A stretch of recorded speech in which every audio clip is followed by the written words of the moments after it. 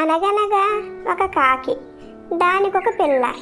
ఈ రోజుల్లో అందరి పిల్లలు చదువుకుంటూ ఉంటే నా పిల్లకి మాత్రం ఏం తక్కువని అని పిల్లని బడికి పంపి చదువు చెప్పించింది కాకి. గొంతు బాగున్న వాళ్ళు, బాగోలేని వాళ్ళు కూడా సంగీతం నేర్చుకోవడం చూసి నా కూతురికి సంగీతం నేర్పిస్తానని పిల్లకి సంగీతం నేర్పించింది కాకి.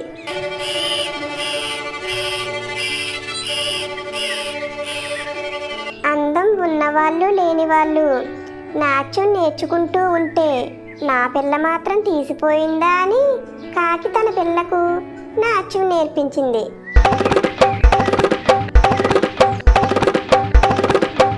ఇలా 3 విద్యల్లో కాకి తన పిల్లని ఆడితేరేలా తయారు చేసింది. ఎలాగైనా కాకి పిల్ల కాకికి ముద్దు కదా. ఇలా ఉంటూ ఉండగా కాకి పిల్ల ఒక రోజున ఒక మాంసం ముక్క తెచ్చుకొని చెట్టు కొమ్మ పైన కూర్చుని ఆ ముక్కని పీక్కుని తింటుంది. దాన్ని అటుగా వెళ్తున్న ఒక నక్క చూసింది. నక్కకి జిత్తులు పుట్టుకతో వచ్చిన బుద్ధులు కదా. కాకి పిల్లను ఎలాగైనా మోసం చేసి ఆ మాంసం ముక్కను కాజేద్దామని అనుకుంది.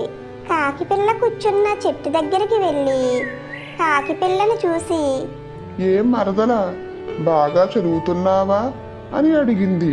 కాకి పిల్ల చదువులు నేర్చింది కదా, అందుచేత నక్క జిత్తులు మారి బుద్ధులు దానికి తెలుసు. పైగా పూర్వం ఒక నక్క ఒక కాకిని మోసం చేసి దాని నోట్లో ఉన్న మాంసం ముక్కని కాజేసిన కథ కూడా కాకి పిల్ల 2వ క్లాసులో చదువుకుంది. అందుచేత నక్క చేసే మోసం కాకి పిల్లకు తెలుసు. నక్క అడిగిన ప్రశ్నకు జవాబు చెబితే నోరు తెరవాల్సి వస్తుంది. అప్పుడు నోట్లో ఉన్న మాంసం ముక్క క్రింద పడిపోతుంది. దాన్ని నక్క నోట్లో వేసుకుని పోతుంది. ఆ సంగతంతా కాకి పిల్ల ముందే చదువుకున్నది కనుక ఆలోచించుకొని నక్క అడిగిన ప్రశ్నకు జవాబు చెప్పకుండా అవునని తల ఊపింది. నక్క తన ఎత్తు సాగలేదని ఇంకా కొంచెం పెద్ద ఎత్తు వేసింది.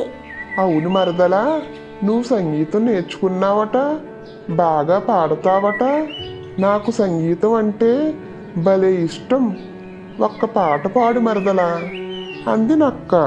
పొగట్టలకి ఎవరైనా పొంగిపోతారు కదా.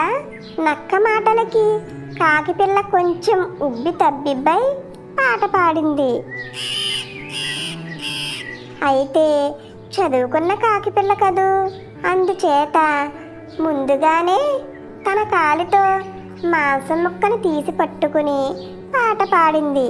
పాపం నక్క కోరిక ఈసారి కూడా నెరవేరలేదు. కాకి పిల్లను మోసం చేయటం ఎలాగా అని ఆలోచించి ఇంకాస్త పెద్ద ఎత్తు వేసి ఇలా అంది. కాకి మరదలా, ఎంత బాగా పాట పాడావే. ఆహా, నా చెవులకు పట్టిన తుప్పు వదిలిపోయిందే. కానీ ఇంకొక కోరిక కూడా తీరుద్దు. నువ్వు నాట్యం నేర్చుకున్నావట, చాలా బాగా నాట్యం చేస్తావట. ఒక్కసారి నాట్యం చేద్దు, చూసి ఆనందిస్తాను అని అంది నక్క. ఆ మాటలు వినేటప్పటికీ కాకి పిల్ల ఆనందంతో ఉబ్బి తబ్బిబ్బైపోయింది. తన సంగీతాన్ని నాట్యాన్ని మెచ్చుకునేవారు ఎవరూ లేరనుకుంటూ ఉంటే నక్క బావ ఇంతలా మెచ్చుకుంటున్నాడు అని అనుకున్న కాకి పిల్ల నక్క బావను సంతృప్తి పరచాలని అనుకున్నది. అయితే మరి మాంసం ముక్క మాట చదువుకున్న కాకి పిల్ల కదా, అందుచేత ఆహార విషయంలో అజాగ్రత్త పనికిరాదని దానికి తెలుసు. అందుచేత కాలితో పట్టుకున్న మాంసం ముక్కను మళ్ళీ నోట్లో పెట్టుకుని నాట్యం చేసింది. కాకి పిల్ల నాట్యం చేస్తున్నంతసేపు నక్కకు ఒకటే ఆలోచన, ఆ మాంసం ముక్కను ఎలా కాజేద్దామో అని. కానీ దాని ఎత్తు పారలేదు. కాకి పిల్ల నాట్యం అయిన తర్వాత నక్క ఆఖరి ఎత్తు వేద్దామని కాకితో ఇలా అంది.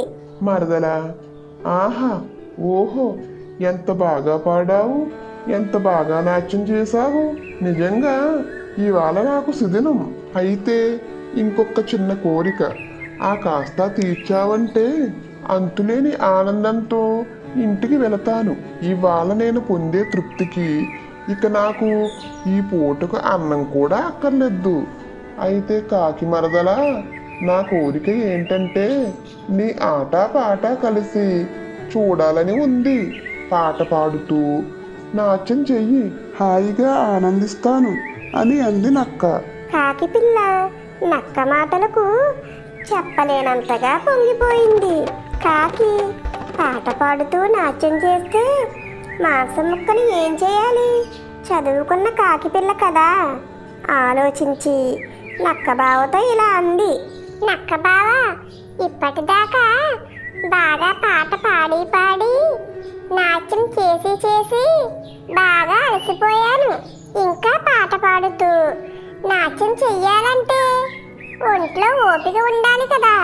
అందుచేత ఈ మాంసం ముక్కను తినేసి నీ కోరిక తీరుస్తా ఉండు అని అంది కాకి పిల్ల.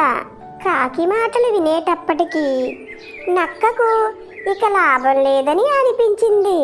ఆ మాంసం ముక్క కోసమే కదా కర్ణ కఠోరమైన కాకి పిల్ల పాట విన్నది, అసహ్యమైన నాట్యాన్ని చూసింది అని అనుకుని, మరదలా, మళ్ళీ వస్తాను.